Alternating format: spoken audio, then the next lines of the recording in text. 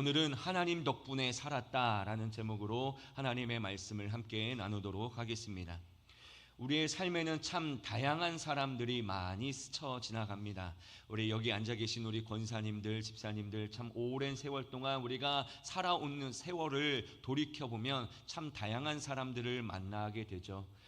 그 중에 어떤 사람은 따뜻한 말 한마디로 지친 우리의 삶을 일으켜주는 사람도 있는 반면에, 또 어떤 사람은 날카로운 그런 가시가 되어서 우리를 아프게 하고 우리를 힘들게 하고 때로는 지치게 하는 사람들도 만나게 됩니다. 우리가 또 살아다 보면 죽을 힘을 다해 노력했는데 억울한 오해를 받기도 하고요, 도저히 상식으로는 이해할 수 없는 부당한 대우에 밤새 가슴을 치며 눈물을 흘리기도 합니다. 오늘 우리가 만날 야곱에게 바로 삼촌 라반이 그러한 존재였습니다.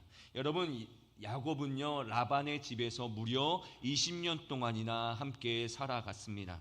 사랑하는 여자 라헬을 위해서 무려 14년간을 무보수로 일을 했고요, 그리고 그 이후로는 12아들을 둔 그런 가장으로서 정말 처자식을 먹여 살리기 위해서 열심히 일을 했던 사람이 바로 야곱이었습니다.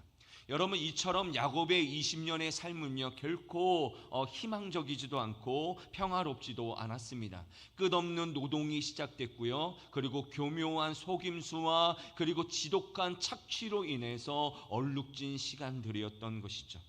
오늘 본문은 그 20년의 세월을 견뎌낸 야곱이 마침내 그 쌓아두었던 그 울분과 억울함, 그 분노를 오늘 삼촌 라반에게 토해내고 있는 장면이 기록되어 있습니다.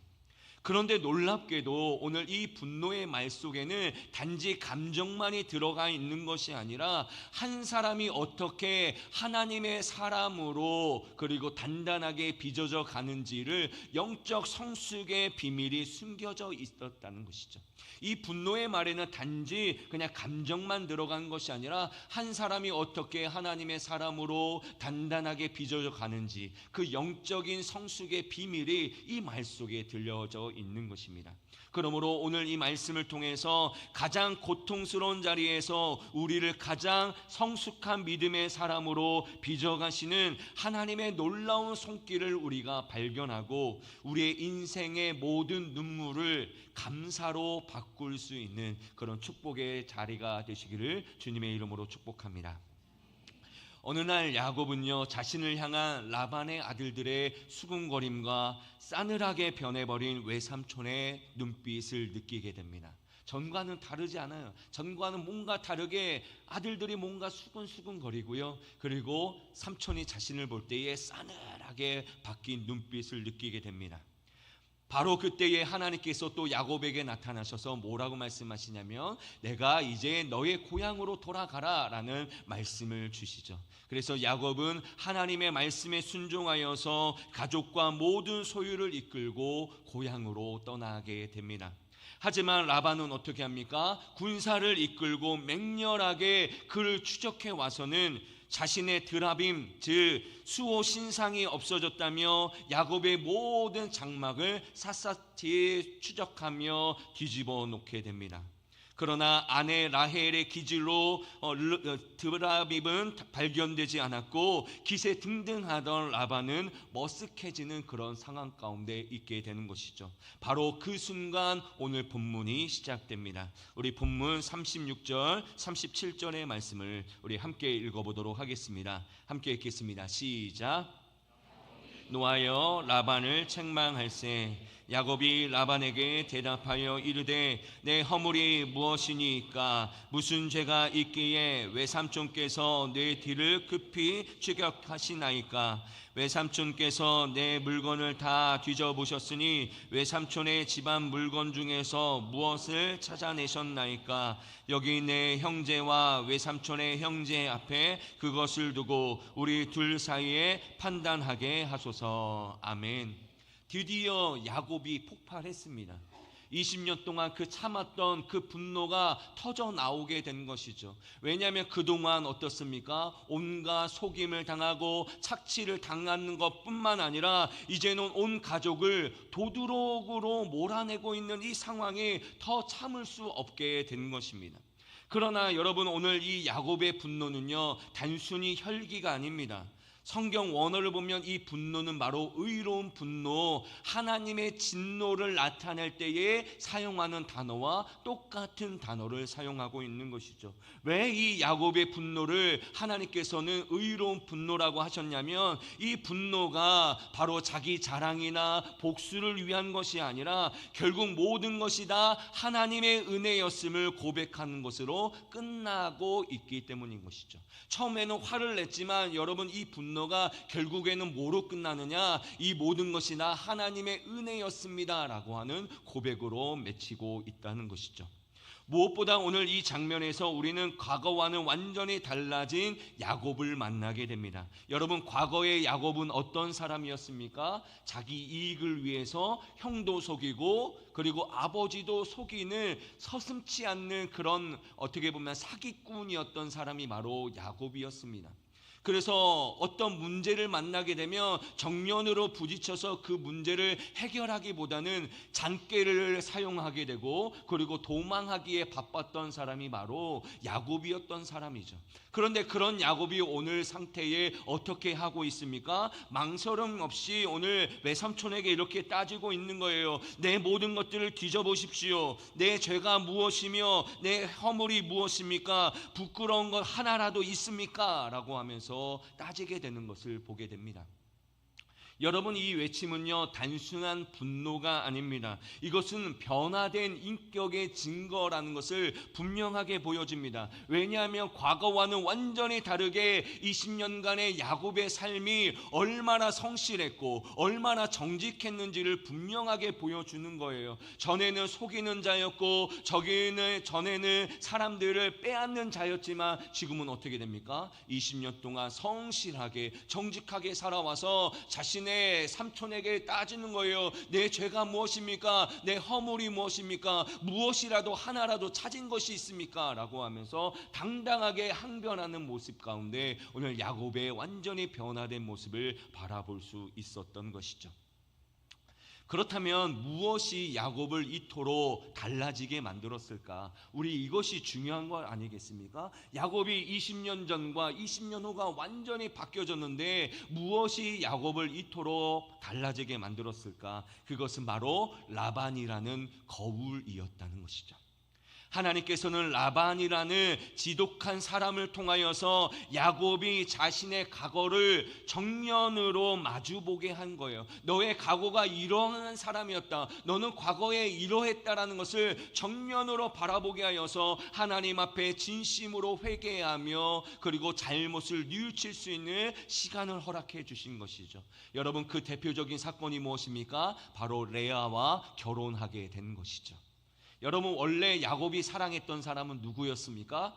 레아가 아니라 라헬이었습니다. 그 여인을 위해서 7년을 어떻게 여겼습니까? 수일같이 여기면서 열심히 일을 했습니다. 그런데 어떻게 됩니까? 그 첫날 밤 그 어두컴컴한 곳에서 라반의 속임수로 라반이 누구를 넣습니까?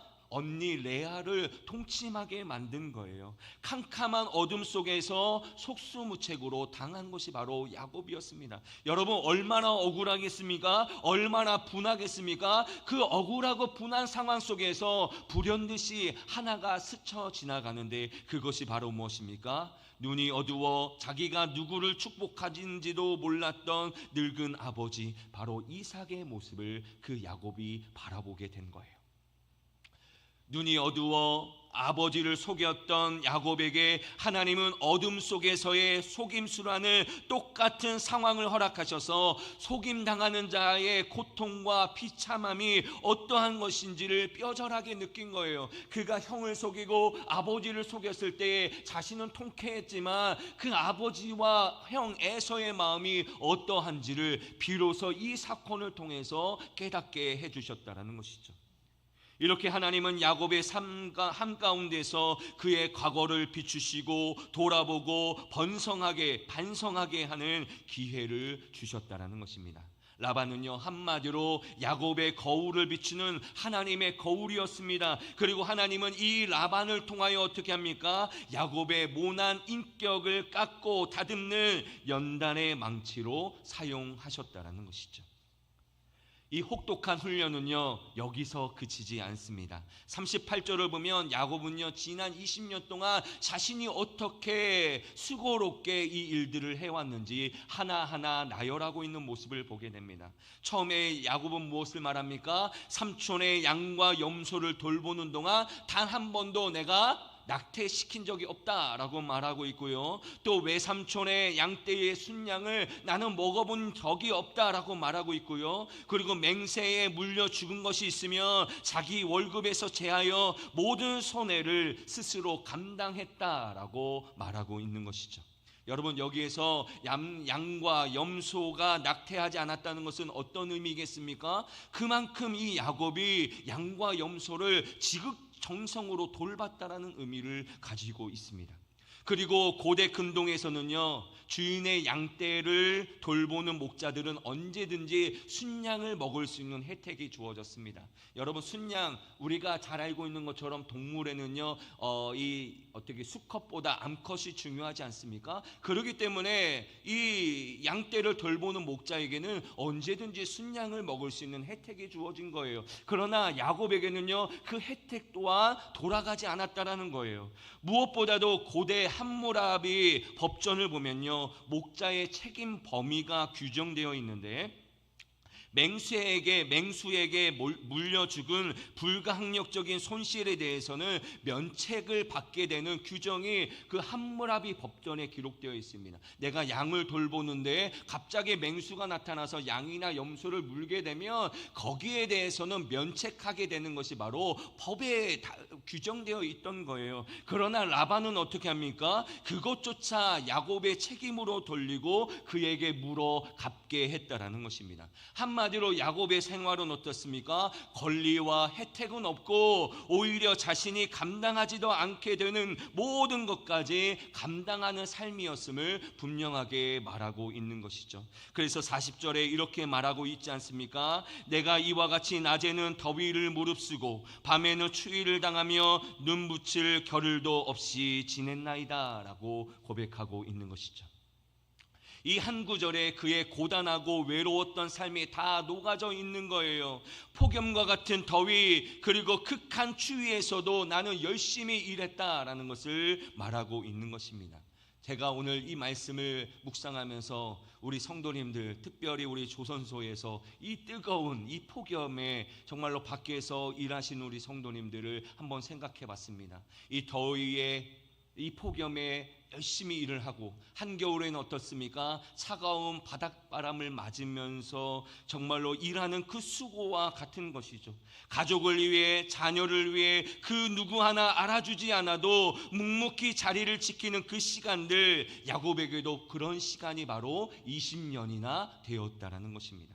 그런데 그 고통을요, 더 고통스럽게 만든 것은요, 바로 라반의 지독적인 착취가 있었다라는 거예요. 41절의 하반부를 보면 뭐라고 말하고 있습니까? 외삼촌께서 내 품삯을 10번이나 바꾸셨으며 라고 말하고 있습니다. 여러분, 품삯을 몇 번이나 바꾸었다고요? 10번이나 바꿨다는 거예요. 여러분, 월급을 올려주질 못할 망정 계약을 10번이나 어기면서까지 야곱에게 주어야 할 삭을 주지 않았다라는 것입니다. 특별히 창세기 30장에 보면 이 라반이 얼마나 악랄한 사람인지를 드러내고 있습니다. 여러분, 아까 전에 레아와 라헬을 얻기 위해서 무려 몇 년 동안이나 무보수로 일을 했습니까? 14년 동안이나 무보수로 일을 했습니다. 드디어 이제는 자신이 노동한 대가를 받을 수 있는 계약을 맺게 된 것이죠. 그런데 그 계약에 뭐라고 되어 있냐? 노동의 대가로 야곱이 무엇을 요구했냐면 앞으로 태어날 얼룩무늬의 양과 염소를 자신의 품삯으로 삼게 해달라고 부탁을 합니다. 그런데 라반이 이 계약을 맺자마자 어떻게 한 줄 아십니까? 우리 창세기 30장 34절에서 36절의 말씀을 우리 한번 같이 읽어보도록 하겠습니다. 우리 새 번역본입니다. 우리 함께 읽겠습니다. 시작. 라반이 말하였다. 그러세 자네가 말한 대로 하겠네. 그러나 라반은 이렇게 말해 놓고서도 바로 그날로 숫염소 가운데서 줄무늬가 있는 것과 점이 있는 것을 가려내고 또 모든 암염소 가운데서도 흰 바탕에 얼룩이 진 것과 점이 있는 것과 모든 검은 새끼 양을 가려내어 자기의 아들들에게 주었다. 아멘. 여러분, 라반이 어떻게 합니까? 계약을 맺는 그 순간부터 어떻게 합니까? 기존에 야곱이 데리고 있던 얼룩무늬 유전자를 가진 모든 양과 염소를 다 어떻게 합니까? 자기 아들에게 주어버리는 거예요. 이게 무슨 말입니까? 야곱에게는 앞으로 얼룩무늬 양을 낳을 유전자를 가진 양이 단 한 마리도 없게 되었다라는 것을 의미하고 있어요. 다시 말해 야곱의 성공 가능성이 몇 프로다? 0%. 여러분, 유전자에 의해서 그런 것이 없는 사람은 날 수가 없는 거예요. 흰무늬 양이요, 흰무늬 양만 나는 거예요. 그게 바로 유전자 아니겠습니까? 이런 야곱의 상황은요, 희망이라고는 전혀 찾아볼 수 없는 상황입니다. 어떻게 봐도 실패처럼 보이는 것이죠. 사랑하는 성도 여러분, 우리의 인생도 그렇지 않습니까? 우리가 정말로 최선을 다했는데 배신이 돌아오고 정직하게 살았는데 상황은 더 악화될 때가 있습니다. 그때 우리는 어떻게 합니까? 절망하게 되고요, 희망이 보이지 않게 됩니다. 야곱은 이 절망적인 상황에서 얼마든지 포기할 수 있었고요, 얼마든지 도망칠 수 있었습니다. 그러나 그는 그 자리를 지키며 하나님 앞에서 묵묵하게 성실하게 일을 했습니다. 왜일까요? 여러분, 왜 억울한데 도망치고 여러분 그 일을 하지 않으면 되는데 왜 묵묵하게 그 자리에서 일을 했을까? 그 이유는요, 그는 그 고난의 시간 속에서 조용히 자신을 다듬고 계시는 하나님의 손길을 느끼기 시작했기 때문입니다. 다시 말하면 자신이 걷고 있는 이 고되고 외로운 길이 바로 하나님께서 숨겨놓으신 성장의 통로임을 깨닫게 된 것이죠. 그렇다면 그 모든 고통의 시간을 통과한 야곱의 마지막 고백은 무엇이겠습니까? 오늘 설교의 핵심인 42절의 말씀을 우리 함께 같이 읽어보도록 하겠습니다. 42절 함께 읽겠습니다. 시작. 우리 아버지의 하나님 아브라함의 하나님 고 이삭이 경외하는 이가 나와 함께 계시지 아니하였더라면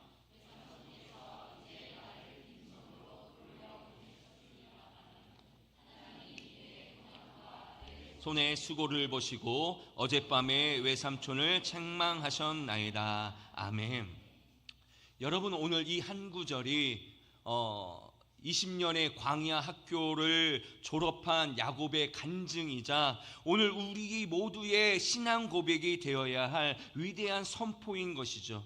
여러분, 이 고백 속에 우리는 세 가지의 위대한 깨달음을 우리는 함께 깨달아야 합니다. 첫 번째로는 무엇이냐? 그는 하나님 없이는 나는 아무것도 아닙니다 라고 고백하게 됩니다. 나는 하나님 없이는 아무것도 아닙니다 라고 고백합니다. 42절의 중반부를 보세요. 그는 이렇게 말합니다. 하나님이 함께 계시지 아니하였더라면 외삼촌께서 나를 빈손으로 돌려보내셨을 것입니다 라고 고백합니다. 그렇습니다. 여러분, 하나님이 함께 하셨기 때문에 야곱은요 거부가 되어서 고향으로 돌아갈 수 있게 되었습니다. 삼촌 라반이 야곱에게 아무것도 주지 않기 위해서 모든 얼룩무늬 양과 염소를 빼돌렸을 때에 야곱이 한 일이 무엇일까요? 우리 창세기 30장 37절에서 38절의 말씀을 우리 다시 한번 함께 읽어보도록 하겠습니다. 함께 읽겠습니다. 시작. 야곱은 미루나무와 감곡숙나무와 플라타나스 나무에서 푸른 가지를 꺾어서 껍질을 벗긴 다음에 벗긴 가지에 흰 줄무늬를 냈다. 야곱은 껍질을 벗긴 그 흰 줄무늬 가지들을 물 먹이는 구유 안에 똑바로 세워놓고 양떼가 와서 물을 먹을 때에 바로 눈앞에 세워놓은 그 가지들을 볼 수 있게 하였다. 양들은 물을 먹으러 와서 거기에서 교미를 하였다. 아멘. 오늘 야곱이 한 일들을 한번 생각해 보십시오.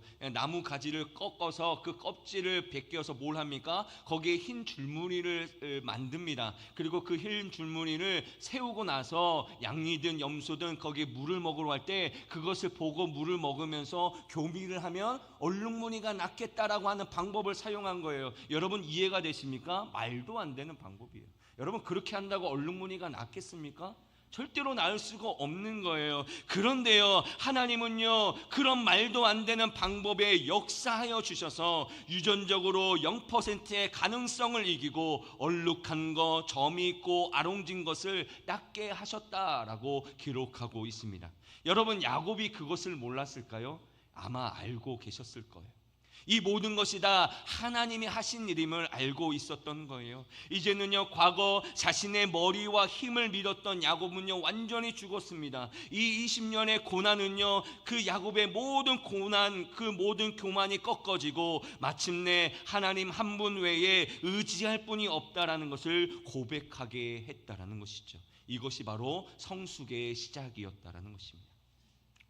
두 번째로 그가 고백한 것은요, 하나님은 나의 모든 것을 보고 계십니다 라고 고백합니다. 하나님은 나의 모든 것을 보고 계십니다. 42절 후반부에 보면 이렇게 말하죠. 하나님은 내 고난과 내 손의 수고를 보셨다. 하나님은 내 고난과 내 손의 수고를 보셨다는 거예요. 여기에서 고난이라고 하는 단어는요, 히브리어로 오니라는 단어인데 이는 억압받고 학대받는 자의 고통을 의미합니다. 여러분, 억압받고 학대받는 자 고통이 얼마나 크겠습니까? 얼마나 심하겠습니까? 오늘 야곱은요, 하나님께서 자신의 이 부당한 대우, 이 부당한 고통을 다 아신다라고 고백하고 있습니다.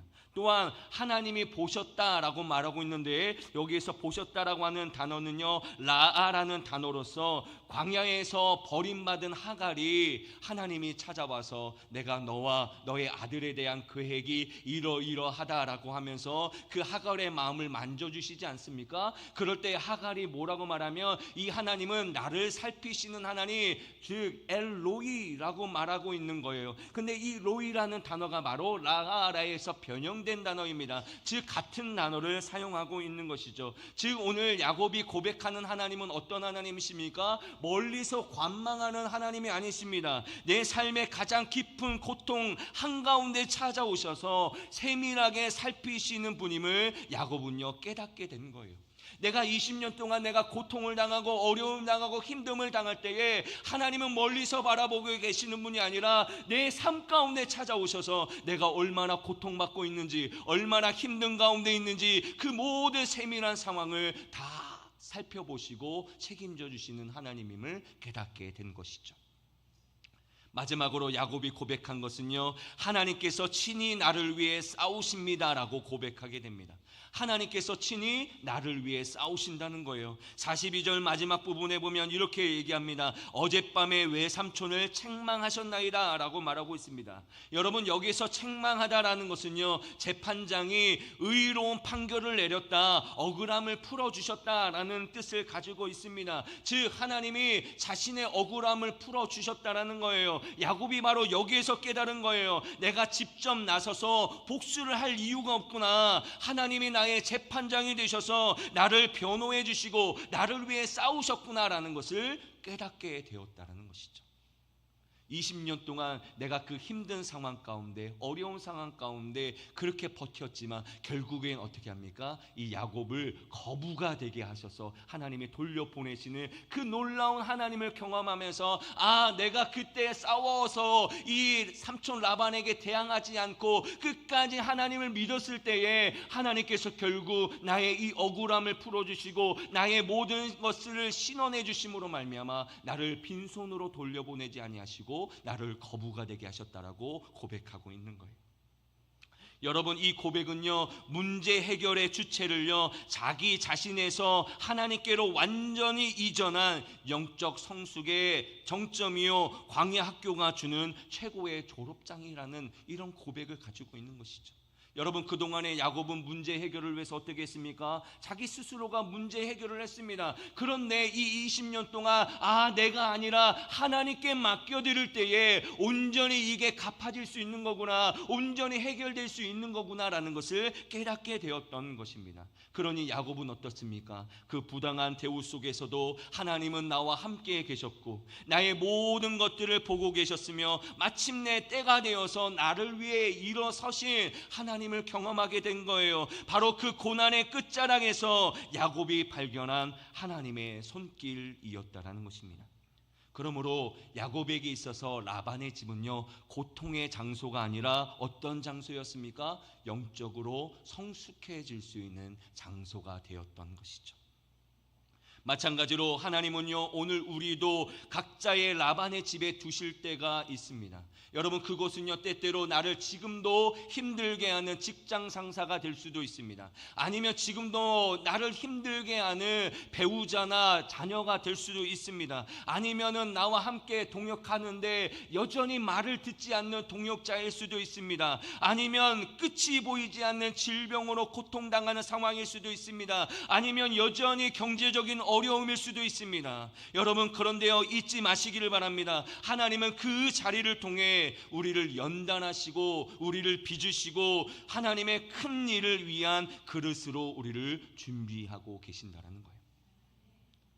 우리가 당장 피하고 싶은 그 사람, 벗어나고 싶은 그 상황이 사실 나를 위한 하나님의 가장 완벽한 맞춤형 성장 도구임을 야곱은 깨닫게 되었던 것이죠. 여러분, 이것이 중요합니다. 나는 당장 피하고 싶어, 나는 당장 벗어나고 싶은 이 상황이 하나님께서 어떻게 보면 나에게 가장 맞는, 가장 완벽한 맞춤형 성장의 도구로 나를 사용하고 계신다는 거예요. 여러분의 지금 경제적인 어려움이, 여러분의 지금 인간관계의 어려움이 그냥 단순히 그냥 하나의 어려움이 아니라 여러분들이 그것을 통하여서 영적으로 성숙하고 하나님을 더 깊이 알아갈 수 있는, 그래서 궁극적으로 내 삶의 주인이 내가 아니라 하나님이심을 고백할 수 있는 그런 영적인 어려움으로 우리를 이끌어 가신다는 거예요. 야곱은 20년 동안 겪은 억울함을 피를 토하듯 고백하면서도 결국엔 어떻습니까? 원망이 아닌 하나님을 붙잡았습니다. 그의 마지막 고백은요, 분노와 원망이 아니라 하나님 덕분에 내가 살았다라는 고백을 하는 게 된 거예요. 그렇지 않습니까? 자신의 뜻대로 살았다면 여러분, 그 20년이 어떻게 되겠습니까? 어떻게 될지 알지 못해요. 온전히 삼촌 라반의 속임수로 인해서 더 힘들어지고 더 어려워지고 더 하나님 괴로운 삶을 살았을지도 모릅니다. 그러나 20년 동안의 이 삶을 통하여 야곱이 어떻게 됩니까? 점차 하나님께 모든 것들을 맡겨드리고 하나님과 함께 동행하는 삶을 살게 될 때에 하나님께서 이 모든 것들을 회복시켜 주셔서 결국에 하나님 덕분에 내가 살았습니다라고 고백할 수 있게 만들어준 것이죠. 그는 더 이상 이제 남을 속여 빼앗는 것이 아니라 하나님의 도우심을 의지하며 살아가는 믿음의 사람으로 완전히 바뀌게 된 것입니다. 사랑하는 성도 여러분, 우리 인생에도 어김없이 라반의 집은 찾아옵니다. 나는 그럴 일이 없어, 이렇게 생각하시는 분이 있을지 몰라요. 여러분, 우리의 인생은요, 끝없는 고난과 역경의 연속이 될 수밖에 없습니다. 여러분, 한 번도 우리는 고난과 역경이 없는 인생을 살아본 적이 없습니다. 여러분, 우리는 반드시 고난을 겪고요, 반드시 역경을 겪게 됩니다. 그곳에서 우리는 상처를 입고 오해를 받고 눈물을 흘립니다. 그러나 그 모든 시간은 하나님께서 우리를 성숙한 하나님의 자녀로 만드시기 위한 소중한 시간이라는 것이죠. 기억하십시오. 고난의 시간은 하나님께서 침묵하시는 시간이 아니라 오히려 하나님이 내 영혼 가장 깊은 곳에서 가장 세밀하게 일하고 계시는 시간임을 우리는 반드시 기억해야 됩니다. 여러분 힘드십니까? 어려우십니까? 하나님은 침묵하고 계시는 것이 아니에요. 우리의 삶의 고통 가운데 함께 하셔서 지금도 세밀하게 내가 모르는 사이에 지금도 일하고 계셔서 우리를 영적으로 성숙할 수 있도록 지금도 빚어가시는 하나님의 모습을 우리는 깨달아야 한답니다. 그러므로 지금 라반의 집에 있는 것처럼 캄캄하게 느껴진다면 두려워하지 마십시오. 절망하지 마십시오. 마치 대장장이의 송의 손에 들려져 있는 그 쇳덩이처럼 지금 우리는 하나님 손 안에서 가장 위대한 작품, 포이에마 작품으로 우리가 만들어지고 있는 중입니다. 그리고 마침내 때가 되면 하나님은 우리를 어떻게 하십니까? 결코 빈손으로 돌려보내지 아니하십니다. 우리의 모든 눈물을 닦아주시고 모든 수고를 갚아주시고 정금과 같이 빛나는 믿음의 사람으로 우리를 세워주실 줄로 믿습니다. 그러므로 이 소망을 붙들고 이번 한 주도 믿음으로 승리할 수 있는 저와 여러분들이 되시기를 주님의 이름으로 축복합니다. 정말로 오늘 야곱이 고백했던 것처럼 하나님 덕분에 살았습니다 라고 하는 고백이 여러분의 삶 가운데 일어났으면 좋겠습니다. 한번 연습 한번 해볼까요? 가슴을 우리가 손대면서 하나님 덕분에 살았습니다. 하나님 덕분에 살았습니다. 정말 여러분의 삶 가운데 이 진실한 고백이 일어나기를 주님의 이름으로 축복합니다.